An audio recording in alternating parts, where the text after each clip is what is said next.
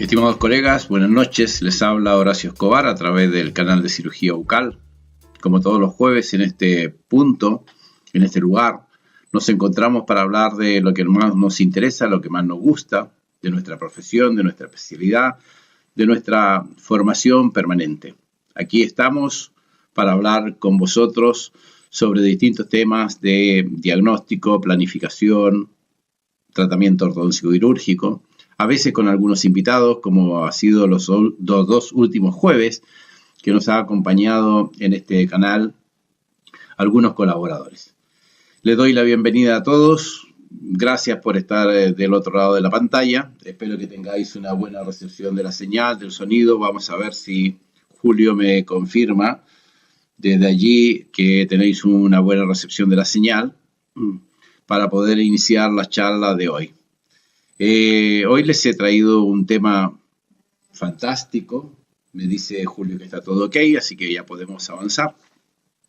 Les traigo un tema que me parece a mí muy atractivo, probablemente de los más atractivos de nuestra especialidad, que es el problema del conflicto vertical posterior.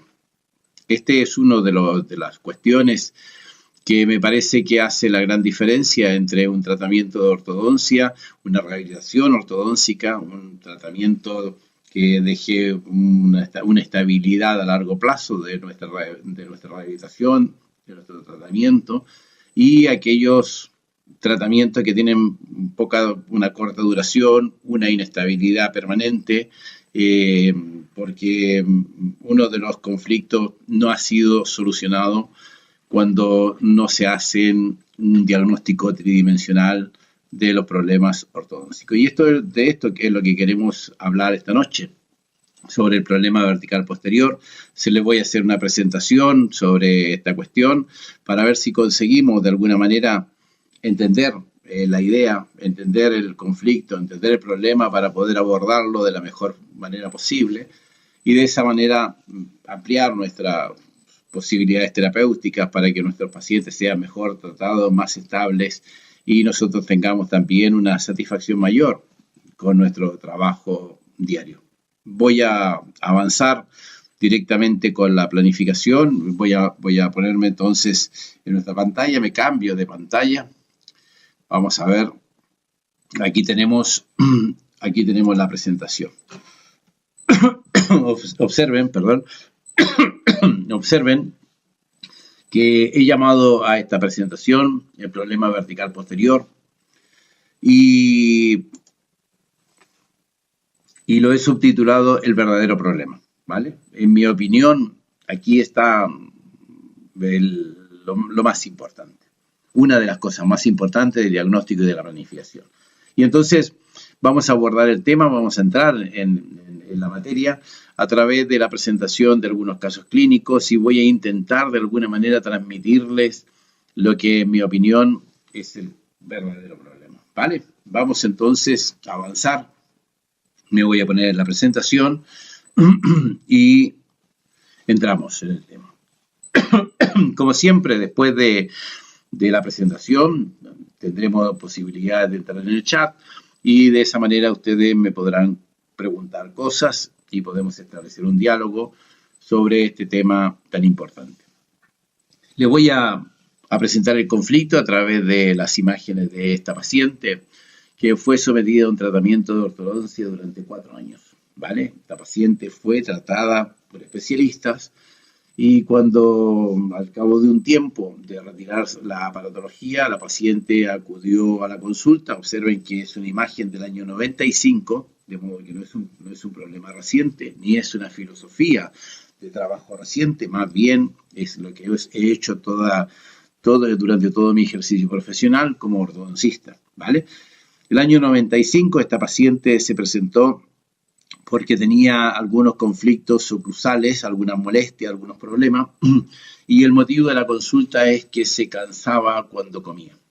De modo que esta es la imagen de la boca de la paciente y el motivo de la consulta. Se cansa cuando come. Si ustedes prestan atención, esta paciente no tiene protección anterior, no tiene guía incisiva, no tiene guía canina, tiene un overbite aumentado, disminuido y tiene un overjet aumentado, ¿vale? No hay relación a nivel de los incisivos y parece tener una oclusión de clase 1 en los segmentos posteriores con una buena interdigitación a partir del canino para atrás. Pero a nivel de incisivo no hay ningún tipo de contacto. La paciente fue sometida a tratamiento de ortodoncia durante 4 años y este es el resultado del tratamiento, ¿vale? Nosotros, siguiendo con el protocolo de diagnóstico habitual, ya del año 95, hicimos un montaje en articulador de los modelos de la paciente en una relación céntrica presuntiva y con ese modelo en articulador valoramos la relación intermaxilar del paciente tanto desde el punto de vista vertical, tanto desde el punto de vista sagital como transversal. Aquí tenemos nosotros la imagen, el conflicto tridimensional del paciente. De modo que este es uno de los pasos del protocolo de diagnóstico fundamental, definitivo, para poder determinar cuáles son los problemas del paciente. En estos tres puntos, en estas 3 dimensiones, en el sentido vertical, sagital y transversal. Observen la relación que tiene la paciente en la máxima intercuspitación y observen la relación que tiene el paciente cuando está en los modelos montados en el articulador. De modo que, fijaros en un pequeño detalle. La paciente tiene perfectamente alineada la arcada superior y tiene perfectamente alineada la arcada inferior. Tiene apenas alguna pequeña diferencia de altura a nivel de los incisivos superiores, pero si yo trazo una línea en los modelos, pues prácticamente está alineado. La arcada superior está perfectamente alineada a la arcada inferior. Esta mordida abierta que tiene la paciente, ¿por qué se produjo? ¿Por qué está de esta manera? ¿Será que la paciente tiene intruidos los incisivos superiores e inferiores? ¿Será que la paciente tiene intruidos los caninos y premolares? ¿O será que la paciente tiene extruidos los segmentos posteriores? Y esta es la diferencia. Este es el primer punto en que nos podemos detener. Obviamente, si la paciente tiene el alineamiento dentario superior y el alineamiento dentario inferior en buenas condiciones, ¿por qué no cierra la boca? Simplemente porque hay un exceso de contacto posterior, simplemente porque hay una extrusión de los segmentos posteriores que evita que la paciente entre en contacto anterior. Y esto lo podemos ver nosotros, por ejemplo, en todos los tratamientos de ortodoncia.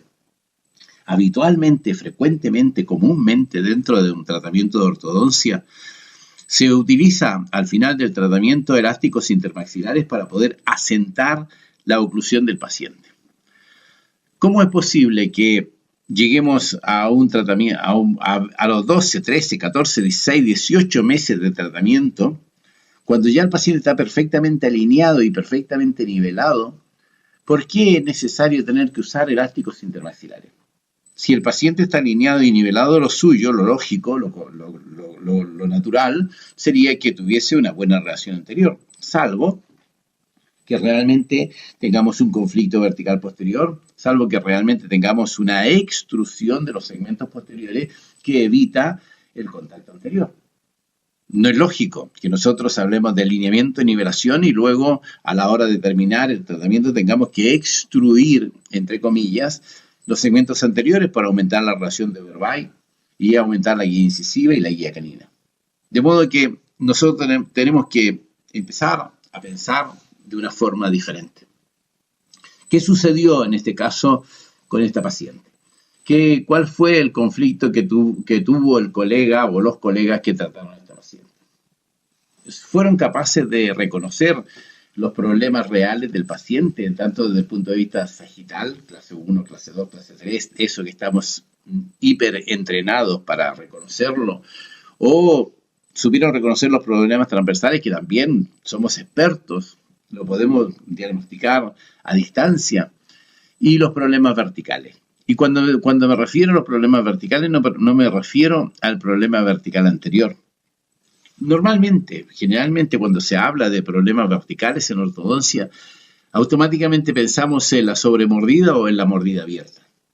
Cuando hablamos de problemas verticales en ortodoncia, siempre asignamos el problema vertical a la parte anterior. Nunca hablamos del problema vertical posterior. Y entonces, me parece que tenemos que buscar otra perspectiva, otro punto de vista, ver las cosas de otra manera para poder abordarlas también de otra manera. ¿Qué método utilizaron los colegas o el colega que hizo el tratamiento para evaluar cada una de estas posibles alteraciones del paciente? Yo puedo adivinar, entre comillas, el problema sagital, la clase 1, la clase 1, la clase 2, la clase 3, desde el punto de vista dentario, desde el punto de vista alveolar, desde el punto de vista cefalométrico. Tengo elementos, armas de diagnóstico para poder definirlos perfectamente. Y también tengo formas de evaluar el problema transversal del paciente sin ninguna dificultad. Pero ¿y el problema vertical? ¿Y el problema vertical posterior? ¿Cómo lo podemos definir? ¿Cómo lo podemos descubrir? ¿Cómo lo podemos identificar? ¿Cuál es el método que tenemos que utilizar como para poder determinar el problema vertical posterior? Observen, yo he puesto aquí en estos modelos unas líneas que más o menos representarían el arco superior y el arco inferior, y apenas tengo alguna diferencia a nivel del incisivo lateral y el incisivo central superior que no corresponden realmente a la posición ideal del arco. Es decir, que ahí en el arcada superior hay una mínima intrusión de los incisivos centrales y laterales. Y sin embargo tiene una significativa mordida abierta al paciente. En cambio, en la parte posterior tiene contacto a nivel de la pieza número 27, 40, 37, y del otro lado prácticamente está en el aire. Pero observen que también la paciente tiene una abrasión, un desgaste de las caras subclusales de los segmentos posteriores, porque de alguna manera o el colega que la trató o la propia naturaleza a través del bruxismo, el desgaste de los segmentos posteriores, está intentando de alguna manera eliminar ese contacto, ese contacto prematuro del segmento posterior que de alguna manera interfiere en los movimientos mandibulares y que por lo tanto hay ahí un mecanismo de defensa que está intentando eliminar las interferencias, los contactos prematuros y tal. Entonces, llegamos a que esta paciente ha fracasado su rehabilitación ortodóntica, ha fracasado su tratamiento, y esto pudo haber sido un error de diagnóstico, o el colega identificó el problema y tuvo un error en la planificación del tratamiento, o pudo haber sido que existiese algún error en la ejecución de la mecánica. ¿Vale?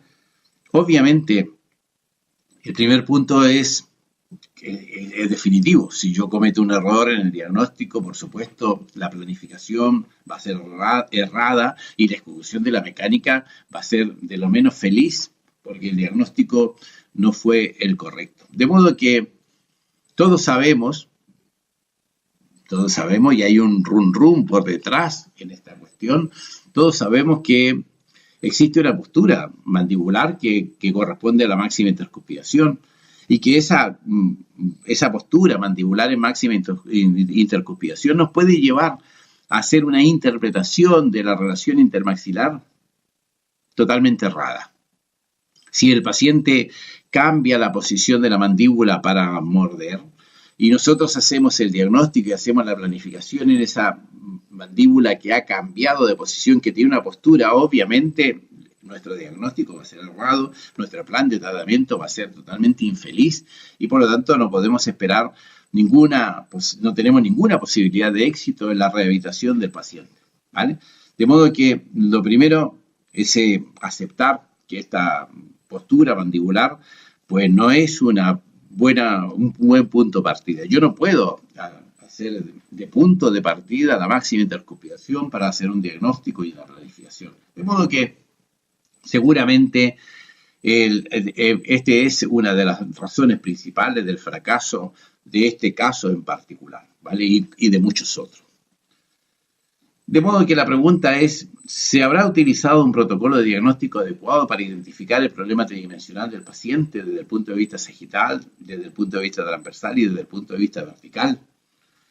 Tenemos un un protocolo de diagnóstico que nos cuide, que nos salve a nosotros como profesionales de las interpretaciones erróneas que podamos hacer desde el punto de vista clínico. Tenemos un soporte desde el punto de vista de las imágenes, desde el punto de vista de la cefalometría y principalmente desde el punto de vista tridimensional que nos ofrece el montaje en articulador. Tenemos este protocolo que nos pueda defender en un momento determinado de algún despiste que podamos tener nosotros en relación al paciente. Si nosotros tenemos un protocolo de diagnóstico bien definido, probablemente ese protocolo de diagnóstico nos defienda, nos proteja a nosotros como profesionales en muchísimos casos desde el punto de vista del diagnóstico del paciente. A veces estamos ocupados, estamos un poco distraídos, es posible que se nos escapen algunas cuestiones y que por lo tanto nuestro diagnóstico no puede ser lo más feliz, lo más oportuno, lo más ideal, lo más completo. En cambio, si tenemos un protocolo de diagnóstico, el propio protocolo de diagnóstico nos va a ayudar a comprender los conflictos del paciente en sus 3 dimensiones.